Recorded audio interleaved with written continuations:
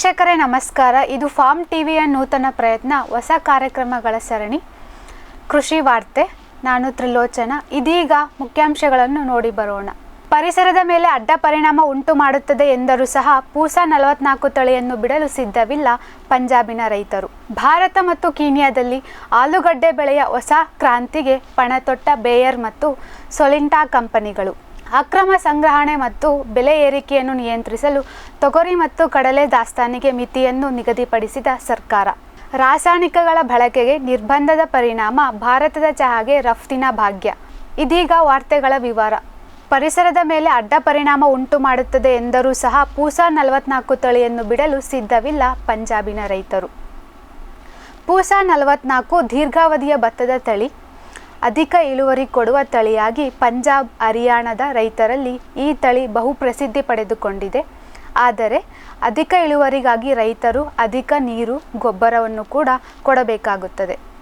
ಅಂತರ್ಜಲ ಖಾಲಿಯಾಗುತ್ತಿರುವ ಕಳವಳ ಇರುವ ಪಂಜಾಬಿನಲ್ಲಿ ನೀರು ಹಿತಮಿತವಾಗಿ ಬಳಸುವುದು ಅನಿವಾರ್ಯ. ಆದರೆ ಈ ತಳಿ ಅದಕ್ಕೆ ತದ್ವಿರುದ್ಧ. ಇದೆಲ್ಲದರ ಜೊತೆಗೆ ಈ ತಳಿ ಜಾಸ್ತಿ ಹುಲ್ಲನ್ನು ಸಹ ಇದು ತಯಾರು ಮಾಡುತ್ತದೆ. ಇದರಿಂದ ಬೆಳೆ ಕೊಯ್ಲಾದ ನಂತರ ಹುಲ್ಲಿಗೆ ಬೆಂಕಿ ಕೊಟ್ಟು ವಾಯು ಮಾಲಿನ್ಯ ಕೂಡ ಉಂಟಾಗುತ್ತದೆ. ಇಷ್ಟೆಲ್ಲ ಸಮಸ್ಯೆ ಇರುವುದರಿಂದ ಸರ್ಕಾರ ಪೂಸಾ 44 ತಳಿಯ ಬೀಜವನ್ನು ಮಾರುವುದನ್ನು ನಿಷೇಧಿಸಿತ್ತು. ಆದರೆ ಖಾಸಗಿ ಕಂಪನಿಯವರಿಂದ ಬೀಜವನ್ನು ತೆಗೆದುಕೊಂಡು ಬಹಳಷ್ಟು ರೈತರು ಪೂಸಾ 44 ತಳಿಯನ್ನು ಬೆಳೆಯುವುದು ಬಹಳಷ್ಟು ಚರ್ಚೆಗೆ ಕಾರಣವಾಗಿದೆ. CEEW council on energy, environment and water ಅವರು ನಡೆಸಿದ ಅಧ್ಯಯನದ ಪ್ರಕಾರ ಪಂಜಾಬಿನ ಅರ್ಧಕ್ಕೂ ಹೆಚ್ಚು ರೈತರು ಬೆಳೆ ಶೇಷಗಳ ನಿರ್ವಹಣೆ ಮಾಡುವ CRM ಮಷಿನ್ಗಳನ್ನು ಬಳಸಿದ ಮೇಲೆ ಸಹ ಹೊಲದಲ್ಲಿ ಉಳಿದಿರುವ ಬೆಳೆ ಶೇಷಗಳನ್ನು ಪೂರ್ತಿಯಾಗಿ ಖಾಲಿ ಮಾಡಲು ಈಗಲೂ ಸಹ ಬೆಂಕಿ ಹಾಕುವ ರೂಢಿಯನ್ನು ಇಟ್ಟುಕೊಂಡಿದ್ದಾರೆ. ಇಂತಹ ಸಂದರ್ಭದಲ್ಲಿ ಹುಲ್ಲು ಜಾಸ್ತಿ ಕೊಡುವ ಪೂಸಾ 44 ಅಂತಹ ತಳಿಯನ್ನು ಆಯ್ಕೆ ಮಾಡಿಕೊಂಡರೆ ಚಳಿಗಾಲದಲ್ಲಿ ಮತ್ತೊಮ್ಮೆ ವಾಯು ಮಾಲಿನ್ಯದ ಸಮಸ್ಯೆಗೆ ಚಂಡೀಗಢ ಮತ್ತು ರಾಜಧಾನಿ ದೆಹಲಿಯಲ್ಲಿ ಕಂಡುಬರಬಹುದು ಎಂಬ ಭಯವನ್ನು CEEW ಅವರು ವ್ಯಕ್ತಪಡಿಸಿದ್ದಾರೆ. ದೀರ್ಘಾವಧಿ ತಳಿಯಾದ ಪೂಸಾ 44, ಪಿಲಿ ಪೂಸಾ ತಳಿಗಳು ಬಹಳಷ್ಟು ಕಾಲದಿಂದಲೂ ರೈತರ ಅಚ್ಚುಮೆಚ್ಚಿನ ತಳಿಗಳು.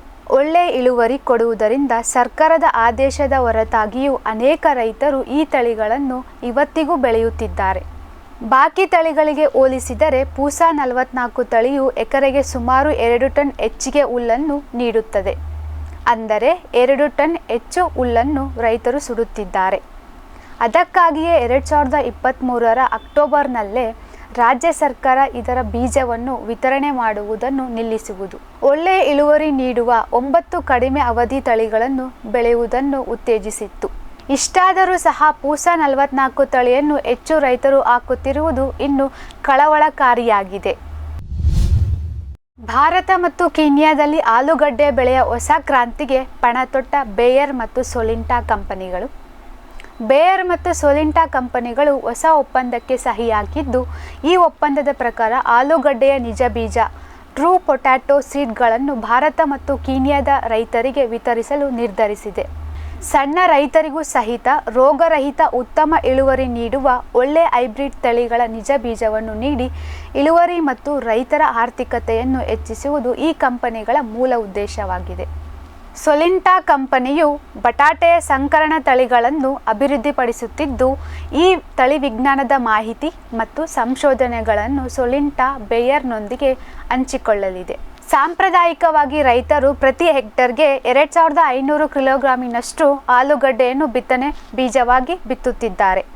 ಆದರೆ ಆಲೂಗಡ್ಡೆಯ ನಿಜ ಬೀಜ ಬಳಸಿದರೆ ಪ್ರತಿ ಹೆಕ್ಟರ್ಗೆ ಕೇವಲ 25 ಗ್ರಾಮಿನಷ್ಟು ಸಾಕಾಗುತ್ತದೆ.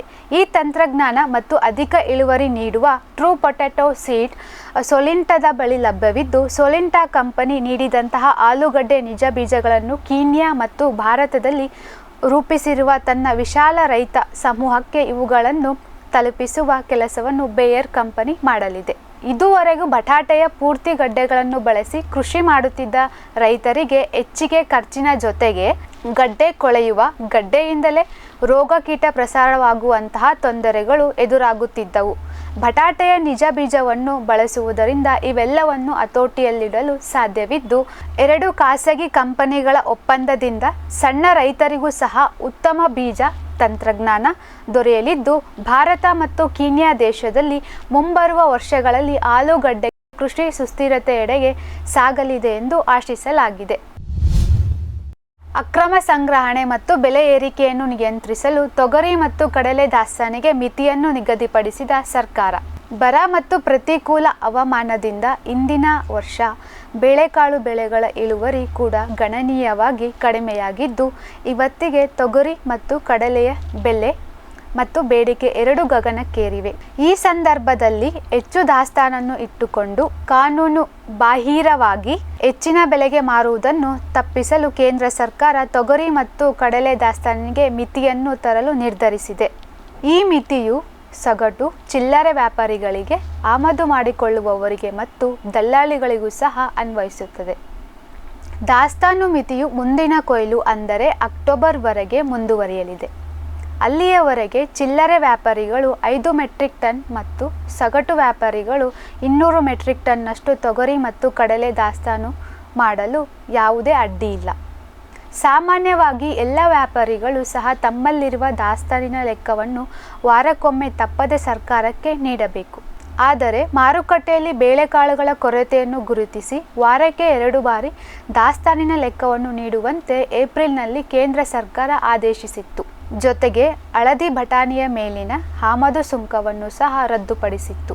ಇದೆಲ್ಲದರ ನಂತರವೂ ಸಹ ಬೇಳೆಕಾಳುಗಳ ಬೆಲೆ ಮತ್ತು ಬೇಡಿಕೆ ಏರುತ್ತಲೇ ಇರುವುದರಿಂದ ಸರ್ಕಾರ ದಾಸ್ತಾನಿನ ಮಿತಿಯನ್ನು ಜಾರಿಗೊಳಿಸಲಿದೆ. ಕಳೆದ ವರ್ಷಕ್ಕೆ ಹೋಲಿಸಿದರೆ ತೊಗರಿ ಬೆಲೆ 25% ಹೆಚ್ಚಾಗಿದೆ. ಕಡಲೆ ದರ 18% ಏರಿದೆ. ಮುಂದಿನ 3 ತಿಂಗಳು ಹೊಸ ಬೆಳೆ ಮಾರುಕಟ್ಟೆಗೆ ಬರುವುದಿಲ್ಲ. ಆದ್ದರಿಂದ ಈಗ ಅಕ್ರಮವಾಗಿ ದಾಸ್ತಾನು ಮಾಡಿ ನಂತರ ದಿನಗಳಲ್ಲಿ ಹೆಚ್ಚಿನ ಬೆಲೆಗೆ ಮಾರುವುದನ್ನು ತಪ್ಪಿಸಲು ಸರ್ಕಾರ ಈ ಕ್ರಮವನ್ನು ತೆಗೆದುಕೊಂಡಿದೆ. ಆಮದು ವ್ಯಾಪಾರಿಗಳು ಸಹ ತಾವು ವಿದೇಶದಿಂದ ತರಿಸಿದ ಬೇಳೆಕಾಳುಗಳನ್ನು 45 ದಿನದ ನಂತರ ಇಟ್ಟುಕೊಳ್ಳುವಂತಿಲ್ಲ. ಅಕಸ್ಮಾತ್ 45 ದಿನಗಳ ನಂತರವೂ ಆಮದಾಗಿರುವ ತೊಗರಿ ಅಥವಾ ಕಡಲೆ ಅವರ ದಾಸ್ತಾನಿನಲ್ಲೇ ಇದ್ದರೆ ಅಥವಾ ನಿಗದಿಪಡಿಸಿದಕ್ಕಿಂತ ಹೆಚ್ಚಾಗಿ ದಾಸ್ತಾನು ಶೇಖರಣೆ ಇದ್ದರೆ ಅಂಥವರಿಗೆ ಸರ್ಕಾರ 3 ದಿನಗಳ ಗಡುವನ್ನು ನೀಡುತ್ತದೆ. ಅಷ್ಟರೊಳಗೆ ದಾಸ್ತಾನನ್ನು ಖಾಲಿ ಮಾಡುವ ಜವಾಬ್ದಾರಿ ವ್ಯಾಪಾರಿಗಳದ್ದಾಗಿರುತ್ತದೆ.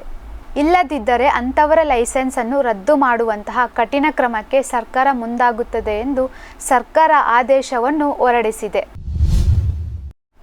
ರಾಸಾಯನಿಕಗಳ ಬಳಕೆಗೆ ನಿರ್ಬಂಧದ ಪರಿಣಾಮ ಭಾರತದ ಚಹಾಗೆ ರಫ್ತಿನ ಭಾಗ್ಯ.